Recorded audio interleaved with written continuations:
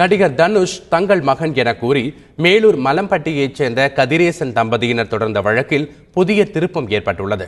உயர்நீதிமன்ற மதுரை கிளையில் வழக்கு விசாரணைக்கு வந்தபோது மதுரை அரசு மருத்துவமனை டீன் சார்பில் மருத்துவ அறிக்கை தாக்கல் செய்யப்பட்டது.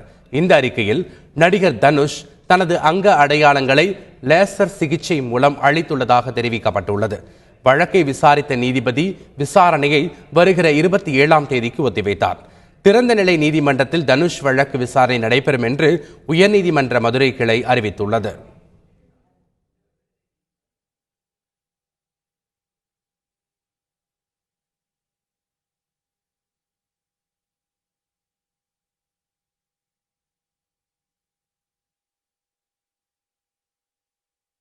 இந்த மச்சங்களை நம்ம எப்படி எடுக்கலாம் அப்படின்னா, இந்த மச்சங்களை அகற்றுறதுக்காக இப்போ தான் லேட்டஸ்ட்டாக பார்த்தீங்க அப்படின்னா லேசர் சிகிச்சைகள் இருக்குது. இந்த லேசர் சிகிச்சைகள் மூலம் பார்த்தீங்கன்னா இந்த மச்சங்களோட ஆழத்திலிருந்தே கூட அகற்ற முடியும். ஒன்று.